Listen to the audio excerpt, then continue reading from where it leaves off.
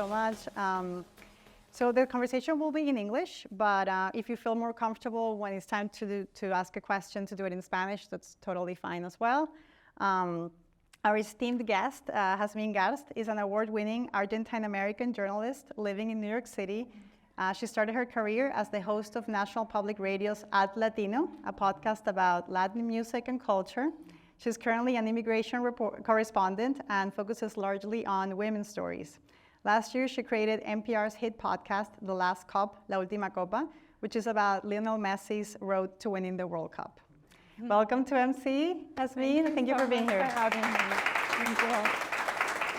Would you like to say a few words, or you like? No, I'm just so happy to be here. I used to live in this area, and I have many friends who have studied here, and it's a really great institution. So I was very happy to accept this invitation. Thank you. We really appreciate it.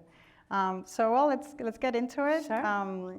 Last year, you created the highly successful podcast, The Last Cup, about Messi's path to the World Cup. You focused on his relationship to Argentina, his condition as an immigrant, and from there, you explored your own story of immigrating to the US from Argentina.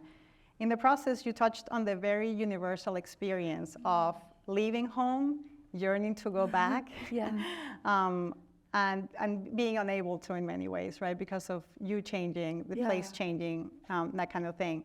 Can you tell us about how and why you decided to explore that topic and how you got the idea of merging all of this? Yeah, so I think, I had always been really interested in, whenever I spoke about Lionel Messi, I got two very distinct reactions. When I spoke to people from Argentina, from our country, about Lionel Messi, it would always be like, he's all right.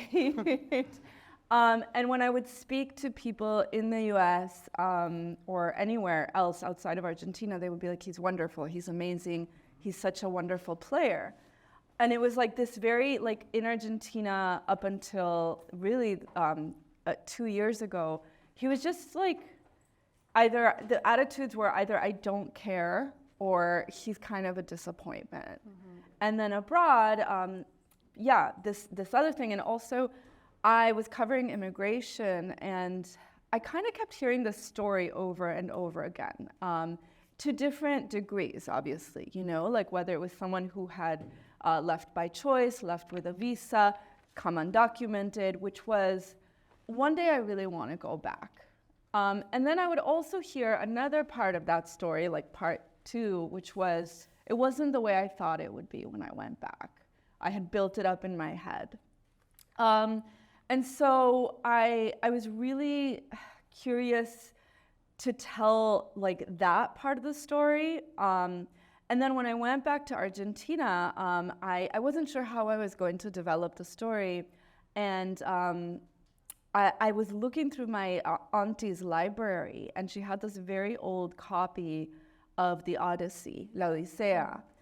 And the Odyssey is a story, it's like a Greek classic, and it's about a young man who leaves his home country, and he goes abroad, and he does amazing things, and everyone abroad is just like, wow. But his dream, his fantasy is that he's going to go back home and be lauded as a hero. I don't want to ruin the Odyssey for anyone, but it doesn't go well. It is a Greek tragedy. He goes back home, and the Greek are really good about writing these kinds of stories. He goes back home, and people are like, oh, cool, yeah, that's nice, good job, I've moved on, or I've done something else, I waited for you for a while, and then I kept going with my life. And there was something about that story that felt, A, like I could identify with it, and B, I mean, no matter what the circumstance, I think for a lot of immigrants that I spoke to, whether it was the guy who was driving the Uber or the professor or whoever, there was that sense of, in my mind, time has stood still. Like the place I left is exactly the way it was when I left it. But in everyone else's mind, they've moved on. And so you're stuck in some strange, even when I went to Argentina, like I have this weird thing, I don't know if anyone can identify with, like I go back and I'm like, wait, the fashion is no longer like when I left it. They too have moved on from, well, low-rise jeans are back, unfortunately. But it's like, in your mind, the place is congealed and you're gonna go back a hero. And Messi was very tragic because he kept trying to come back and nobody wanted him, no one cared. And so it was kind of like a very classic hero's journey. Yeah, which is also, it was a shocker for me as somebody not from Argentina, because the rest of us were like, Messi, of course they're so happy, right? Yeah. Messi. And then as I hear you going on about the story, I'm like, wait, all these breakups with their Argentine selection? Yeah. Like I just, you know, I think it's a shocker for a lot of us, but there was this very complicated relationship between Argentina and Messi that you explore very well. So you cover immigration. Yeah. So obviously this is on your mind. You're an immigrant, but this time you got to be way more personal than a reporter usually gets to be or should be, right? Was that difficult to do? And was the process also in a way cathartic for you, in a way to process your own experience? Yeah, I think, you know, to be honest, when I proposed doing the last cup, like my plan, I had been covering the prison system, and estaba como muy quemada. I was just very like burnt out. And my plan was, I'm gonna do a podcast that no one's gonna listen to, and I'm just gonna like chill, because it'll be a podcast about soccer, and you know, maybe like my family will listen to this, but I'm gonna get to really relax. Right. And I think I thought like this is very niche, like not a lot of people are gonna identify with this. And the opposite ended up happening, in which I still get a lot of letters from like people from, no sé, Brazil, alguien de Afganistán me escribió el otro día. I mean, just like who really can identify with this process. I think it was something, it was very personal. It's stuff that I had been thinking about for a very long time. You know, in many ways, it's also, it's all these things I had covered. Like I used to be an economics reporter, right? And I had covered economics. I had covered the criminal justice system. And it was like a more personal way to look into it. It's not just a story about soccer. It's also a story about an economic system that was imposed on Argentina and really on South America, in large part, in the Caribbean. And what that economic system, like the true human cost of that economic system, right? It's not just numbers and statistics and GDP and unemployment percentage. It's people who will say goodbye to each other and never see each other again. And so that was a very personal thing to go into. It's also, it's very personal in that I think the podcast really explores the intimate relationships that a lot of immigrants have with violence, which is something I have been thinking about for quite some time, whether it was, I worked a lot on the border, and in that sense, it was very personal, you know? I did have to ask, for example, my brother for permission to tell certain stories, right? But just even the violence of saying, you're gonna leave now and you're not maybe gonna say goodbye to people.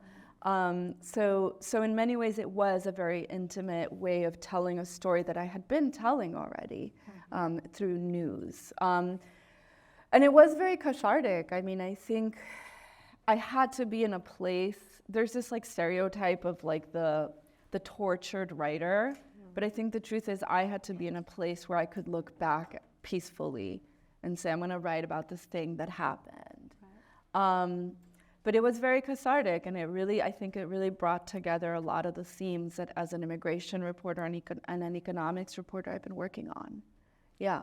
And I think you definitely put it into words so well. I mean, I heard from a friend yesterday, another a Venezuelan friend who lives in Memphis, and I told him about the event, and he said, oh, you know, I listened to this with a veracity, you know, like from the first moment. And then he said he was at work, and he literally just started sobbing all of a sudden, because I think you were touching on something on the first person, as you said, you were telling the story in the first person. Of, this was the process. This is the moment when you realize you need to leave, and that this is going to change something like so profoundly, right, in your life. So I think you definitely tapped into something there, and you found the words that I think a lot of people are looking for. So thank you for that. I want to, since you touched on something about the economic system, you've mentioned that it's also a way to explain class and so many things. You touch on class when you, for example, talk about Maradona and Messi and things like that. And there's so many other things imbued in this, right? You talk about being a woman, growing up in Argentina and not feeling like you could really even yell or like let your hair down other than there at the stadium. So, gender, class, so many things. And sports, I think people tend to think that it's just one type of coverage. But sports is usually a separate section in journalism, actually. And you managed to somehow really bring it all together with so many other social things. And I wanted to talk about that. Like, how do you think that sports, and particularly football, interacts with the society that surrounds it? I mean, it's not a separate thing. It's all there, right? No, it's really interesting. So there were a few people that when I told them, I'm going to be doing a soccer podcast, como que me arrugaron la nariz, and they were like, I thought you were a real journalist, right? And it's interesting. I mean, to me, a lot about this podcast was, I think some of the more successful work, maybe I should say, that I've done is like stuff that I thought was very mundane and like in the background, whether it's my grandmother's radio or even stuff that annoyed me, that I was like, this is so, because I think there's something that, I don't know, I think South Americans, I can speak for South Americans, do this a lot, which is lo sofisticado es lo de afuera, like what is sophisticated is what comes from abroad. Right. And to me, I grew up listening to my grandmother's gossip shows, her radio. Soccer was always in the background. And I just thought, like, this is boring and sometimes annoying, and I can't wait to, like, be rid of it, And then I got to this point where I was like, I miss this, and it meant something to me. Right. And I think with soccer, it's not just like the background noise. It was really like uno de los hilos conectores. It was like the through line in good and bad ways. I mean, definitely when I was a kid, soccer was a space where I could kind of live, convivir, like live with and interact with con los machos en mi vida, with like the men who otherwise really didn't want women around in that. It was a place of a lot of freedom. It was a place of a lot of joy. It was also a space of like, like borderline fascism, I mean, like I always grew up in different soccer neighborhoods. And, like all of a sudden on a Sunday, you would get thousands and thousands of dudes coming in, a lot of times singing homophobic chants, xenophobic chants, fighting. There were a lot of like deaths over the years. It was something that didn't feel safe as a woman. As I did this podcast, I interviewed friends who were gay or friends who were people of color in Argentina, and like it didn't always feel like a safe space. And so this was the backdrop, and I thought it was a really great moment to look into it. I also think we lose sight a lot of that sports as a social mobility vector, right? I mean, if you are in Latin America, soccer offers a dream of social mobility that in societies that are still quasi-feudal, right? I mean, you're born into a position and you might stay there your whole life. Right. You get to advance, which is something that it often does in the US too. And I was really lucky that one of our producers was Andrew Mambo from ESPN 30 for 30, which has done an amazing job with this. But I thought that, we should go into what's unsaid, that like Maradona, he was a kid from the outskirts of society who would not, in any other circumstance, have advanced to any other position in Argentina. And there's so many stories like that. And he really did, through soccer, access like a strata of society where you could not ignore him, you know? And what he did later with that, he's a very controversial figure, but it allowed him a mobility, you know? And when people talked about Messi in terms of soccer, you know, when they would call him un pecho frío, right? Like he doesn't really like represent. And what that really meant was like a sense of discomfort and betrayal with a country that had suddenly become a country of people who leave. And that's also this moment that I'm always really fascinated by this when you speak to like the first generation of Salvadorans who left. You know, there was a moment, the first generation of, no sé, Guatemalans who left, or of Argentines, and Messi kind of represents that moment in which we become a country of people who have to go. And I felt that a lot of the discomfort over Messi's soccer performance was actually a veiled way of saying, I'm uncomfortable with the fact that now we leave. Now we're a people who leave. We don't get to stay here, and this breaks my heart. And I heard that all the time, you know, with Mexicans and Chicanos, Boricuas and New Yorkers, Colombianos, and it's like a very deep sense of, what is this? What's happening to us? Yeah. And it might even be a way of channeling that against, you know, other people who were also victims of what was happening, but just kind of saying, I'm so mad that I have to somehow throw this at somebody, right? Yeah. Yeah. Totally. Yeah. So I want to go just for a moment to the bilingual storytelling part of this, because it's very exciting. So I listen to both languages, and it's really interesting how you advance the story with both, but obviously you had to find different, you know, even even sound bites in some situations to advance the story in one language or the other.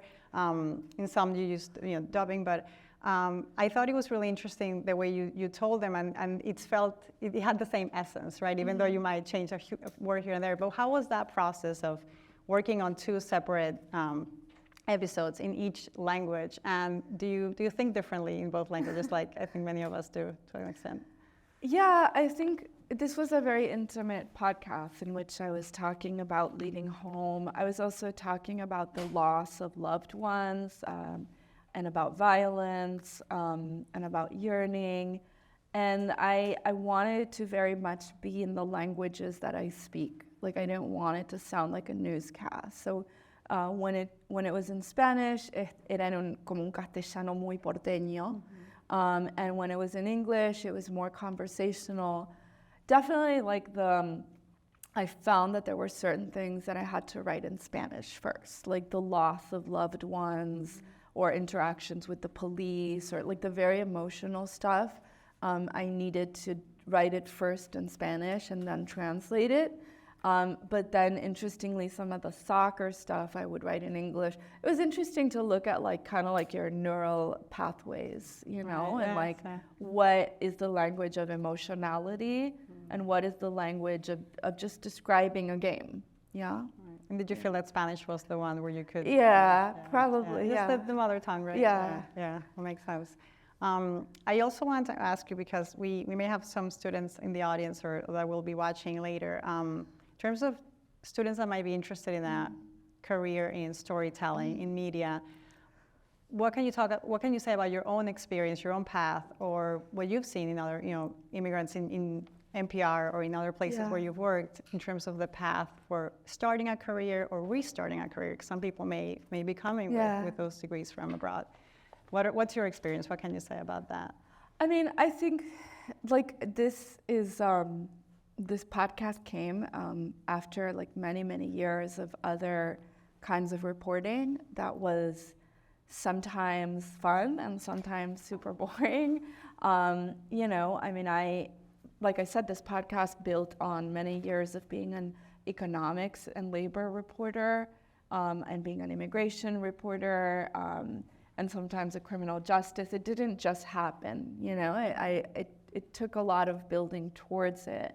So I think that would be one of my big advices is, kind of keep your eye on the prize, but know that you have to do all this other stuff to get there.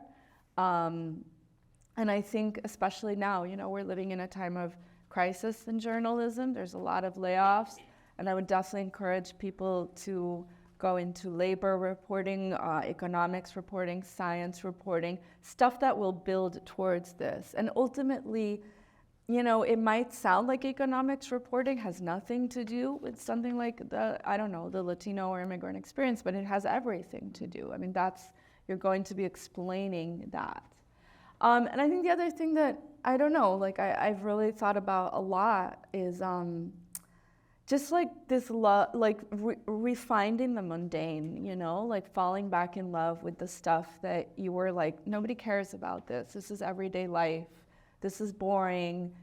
Lo de afuera es lo sofisticado. Like just like falling in love and getting an interest in like your everyday life and your everyday people. There's something really beautiful in that, you know? And I think there's a lot of space for it right now. And so, yeah, that's the two things I would say. And to that point, I think that also as we get older, or maybe migration, but also getting older, I feel also we get more appreciative of those little things that were like in the intimate spaces of family, in the mundane, in the everyday. And I think it's only when we look back sometimes that we say, well, there was such beauty in that. 100%. They're so amazing, right? And we just didn't necessarily appreciate it at the moment as we were growing up. But I feel like there's so much beauty in our culture, in that everyday. Yeah, it was definitely like a moment to explore, like also like a sort of, there was like a cultural imperialism, you know? And I grew up in the era, like, you know, I would listen. One of the things, the podcast we did that was really cool was, so my grandmother used to sing a lot of boleros, right? And when I was a kid and I would be in the kitchen and she would just be belting it out, I would just be like, whoa, when is this gonna end? Like, you know, like give me, usually like the bands that I looked up to were American bands, you know, like, I don't know. English language, mostly, right? Yeah. And for me to say like that I just think back and I think like what was happening in my brain that I thought that band was like more interesting than my grandmother singing, you know, a song that is 100 years old. Right. You know, and that to me, to be able to rescue that and to put it back in there was like some sort of like bringing back, you know? Right. Yeah. Well, I personally think that Soda Stereo will be much bigger, and more, you know, if we did their song in English, because I mean they're such a fantastic band, but again, Spanish language, so it reaches not everywhere, but they would be huge. So I think there's even for us sometimes the idea of like what's in our region, in our country, it's just probably not as good. But right. Yeah, totally. definitely. All right, I want to make sure that there is enough time for questions from the audience. So I am going to turn it over to any of you. If you have a question, you can ask it right there. I'm thinking as you're presenting, I remember, we all have the memories, right? But I'm thinking of you, your background is from Argentina, and I know a dear friend of mine, when you were describing the conditions of Argentina, when everybody was pretty much living hell, right? So, and other countries have done that. I'm thinking of a dear friend of mine from Argentina who was one of the political prisoners. La Casita, do you remember? She's written books about. Her name is Alicia Parnoy. She lives in California, and she's writing and teaches literature. Well, we met when we were in college, and we're still good friends. But thank you for doing this. And I'm going to connect her with you. Please. Because she's now retired from teaching, but she's still writing and doing a lot of work, going back and testifying and making sure that we know what happened in Argentina and other countries. Thank you so very much. Thank you, Vanessa. Thank you. I'm going to provide your info.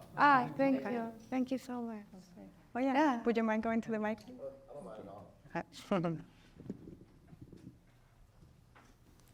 Hi. Perfect. My name is Justin B. Smith. I just wanted to first off, thank you for being here, and thank you for interviewing her.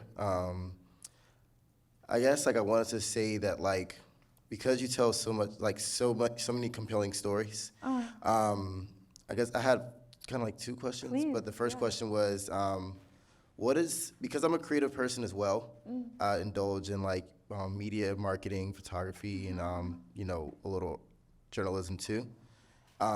What is the creative process like for you when it comes to being able to bring these stories alive from your thoughts to like actual something tangible?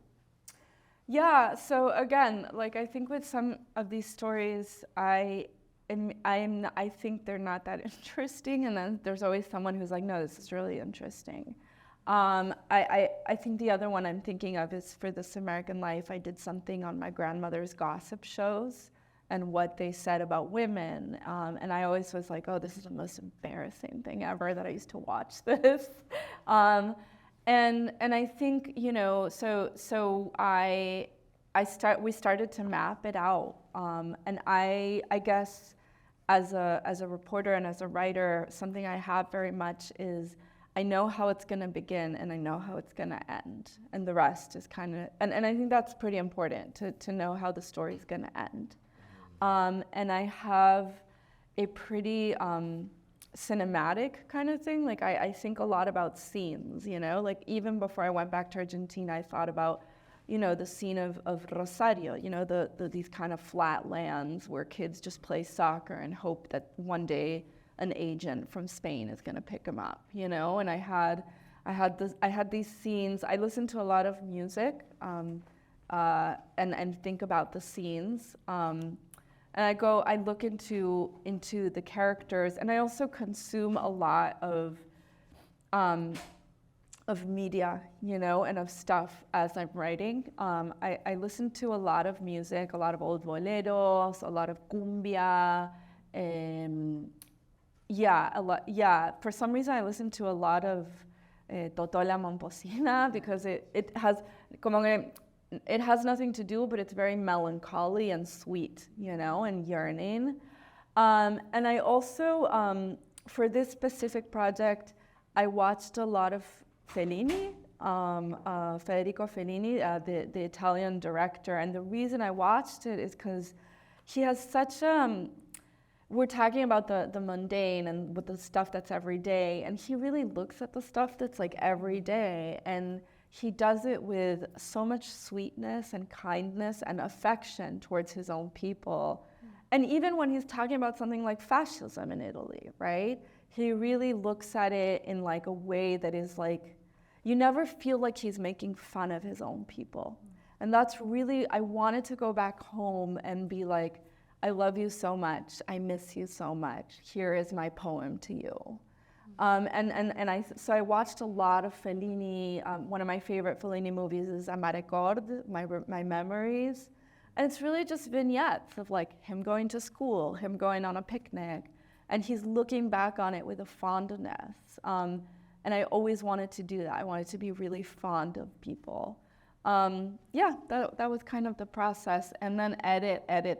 Like have a great editor. Sometimes it's a lot, but it's really, I think there's a point of maturity as a creative or as a writer or as a journalist where you look forward to an editor ripping your stuff apart, because that means it's going to be really good. That means that editor cares. That means you've embarrassed yourself in front of one person and not 30 million, you know? Yeah, I don't know if that answers the question. No, that honestly answered the question very well. I'm inspired because when you were explaining your process to me, you mentioned like you use your senses. Yeah. You know, and I feel like that's important because you're getting a feel from every part of your body. Yeah. And while you're doing that, you'll be able to captivate the audience because they'll be able to visualize it. They'll be able to understand it. You know, even taste the scenic pastures of like your country. But I don't think I had a second question. I think it was more so of a statement. But I really am inspired by the way you tell stories and the way that you explain that, because as a person of color, I want to tell, I'm also gay as well, so I want to tell my stories and I want to be as authentic as possible. Yeah. And I never thought about going the route that you explained, like, you know, economic and things like that. And I realized that it is the racial wealth gap affects a lot of people of color, especially where I come from. So I think, I thank you for expressing that and for enhancing the light of my path. So, thank you. Thank you so much. Thank you.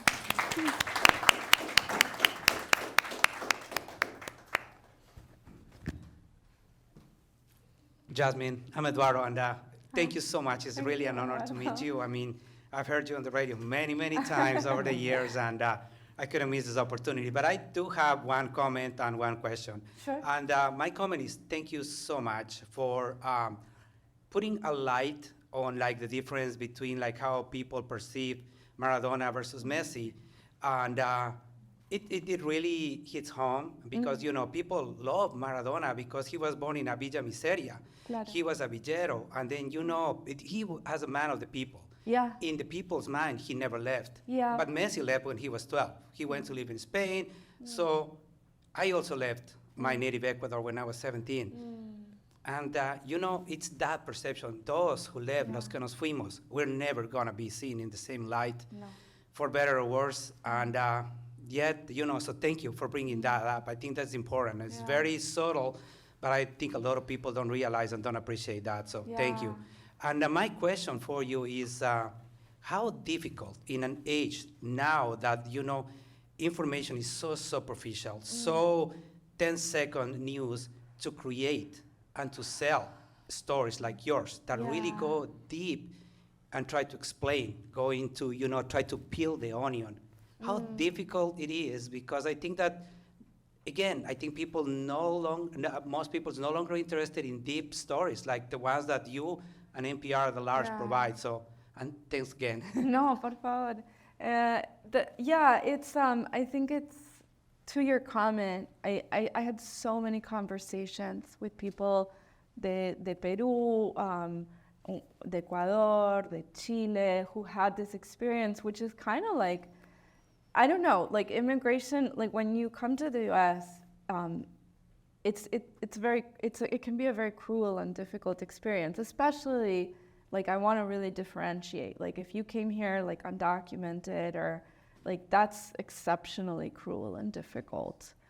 But perhaps like there's this like surprise level of cruelty that I would find either speaking to friends or family members or just, you know, everyday people, which is, and then you're going to go back home and people will no longer recognize you, or people will be like, ahora te crees que sos importante, you know? And so like all of a sudden you're stuck in that limbo. And I think, you know, it really hit a nerve. And like I say, like even like the Odyssey was talking about this hundreds and hundreds of years ago. So clearly there's a thing, right? As for the medium, I do think that we are living in a moment of sound bites, and especially I think we're living in a moment in which the truth is optional, it would seem. I've been doing a lot of reporting lately in communities that are receiving migrants and asylum seekers. And I hear things that are simply not true. And it's just like the truth is optional, you know? And it's very disconcerting. I do think there is still a desire and a thirst for that in-depth story. I mean, I think you can see that especially in certain shows, right? Like I love good TV. And, you know, there's a reason why shows like Succession or The Bear or, you know, these shows did really well because people love something that is well written. I recently got into Reservation Dogs, you know, it's like, it's really well written. It's in depth. There's an in-depth narrative. It tells you something about a people, you know? Whether it tells you something about horrible rich people or, you know, working class Chicago Italian-Americans or teenagers and on a reservation, right? So I think there's a thirst for that. It's almost like I love a Big Mac, right? I love eating, you know, fast food once in a while, but I don't want to eat that all the time every day. Like I want to sit down and have a good meal. And I think that's kind of like there's a lot of fast food information, and I get trapped in it too. I you know, probably went to bed too late yesterday looking at like some hair TikTok. But I also really love and enjoy sitting down and watching or listening to something that tells me a story. And I don't think that's gonna go away. I think there might be less of it or more of the other, but I think the human desire to tell a story, it's as powerful as it was with Odysseus, and it still remains. Yeah. Thank you. Yeah. Hi.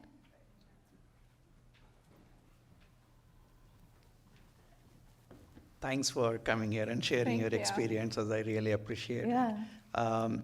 As an immigrant who moved from my home country here, one of the biggest challenges is trying to fit in and make a career here. And I'm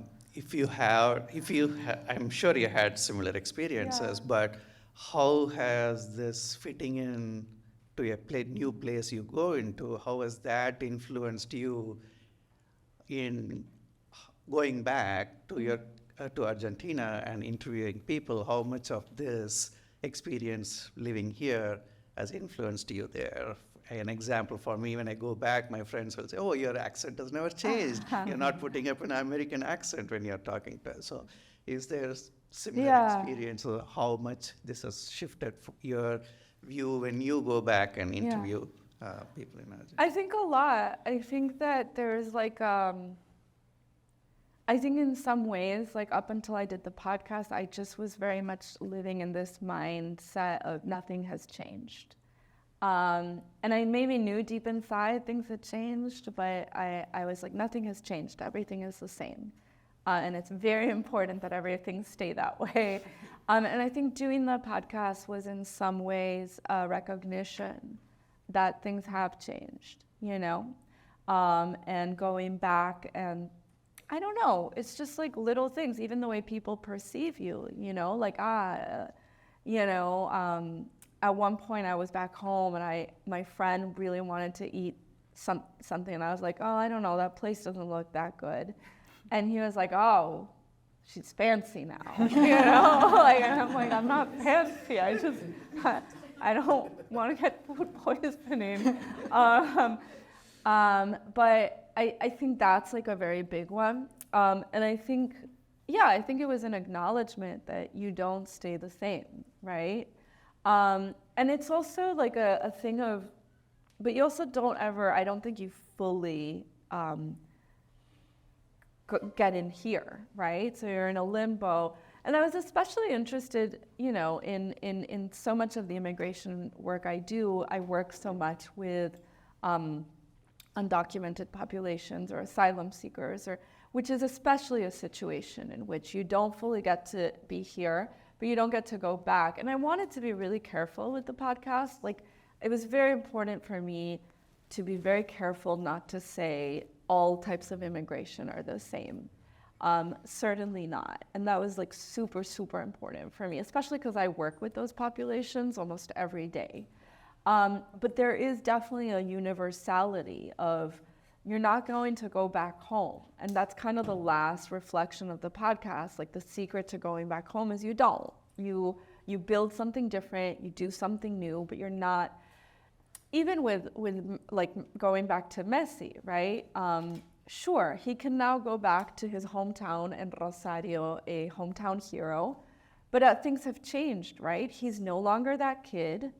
Rosario, Argentina is going through a severe economic crisis. Rosario has been taken over by cartels, so it's not that safe for him to go back. So everything kind of changed, and it's an acknowledgement of the fluidity of that. Yeah. Thank you. Yeah, go ahead. So thank you again. Also, I really enjoy listening to the way you explain the process and everything. It's very good. But I have this question, because what we're seeing a lot of, and I'm an employee here at Montgomery College, first generation college students, do you see parallels maybe between immigration but also this social, mobility? Are there some parallels there, or am I just thinking about this on my own? No, I mean, I think these are really interesting questions, in terms of social mobility. I think institutions like this one really serve as social mobility vectors. I think one of the biggest things that is in danger right now is so like the ability for social mobility. I think when you start cutting down education, access to education, you're essentially cutting down access to social mobility, which is something, it's so interesting, you know, because so, you know, part of my family, some of my grandparents are from Ukraine, right?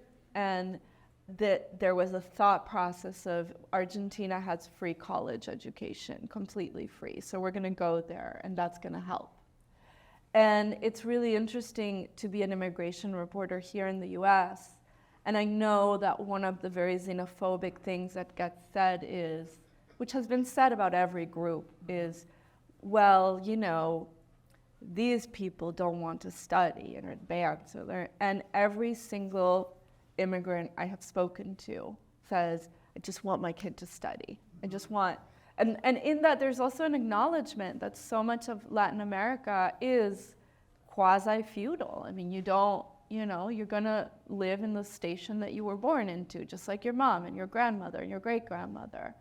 I do think that we are living in a moment in the US in which that very important mode of, that vehicle of social mobility is under attack. You know, when you attack the education system, when you turn the education system into just a money-making machine where people are in debt for a long time. I mean, I'm a product of the community college system and the UC state system. I mean, the UC state system has been like something that helps people move forward.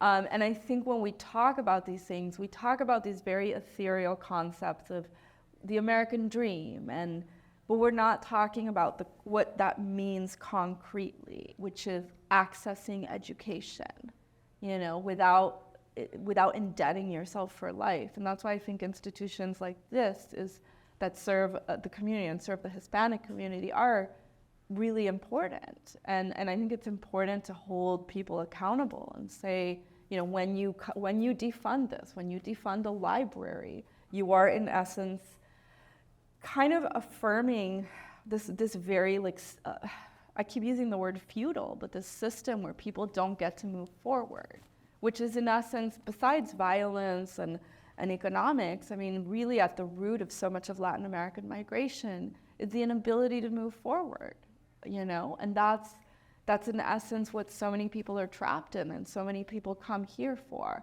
So I think it's very concerning that we would replicate those systems by curbing access to education. Yeah. Yeah. Do you have a question? Hi. Yeah, go for it. Yes, you can step up to the mic, we can all hear you better. Hello. Hi. My name is Estela Villafane, and I wanted to know, thank you so much for opening yourself up and for being vulnerable, you know, like you said, showing the mundane life. Yeah.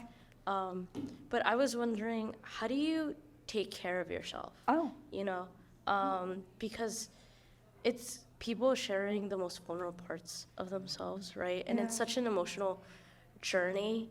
I have worked with immigrants as well, specifically undocumented immigrants, and it can take such an emotional toll. So I was wondering, what do you do to take care of yourself, look after yourself, so that way you can continue to tell their stories? Yeah, I think, so earlier I was talking about there's this like kind of trope of the tortured writer, tortured artist, and the journalist who's always like chain smoking and drinking whiskey, you know, and I think, I don't know, I think some of the work that I think is the best has come after years of being able to digest that work and to be in a healthy place.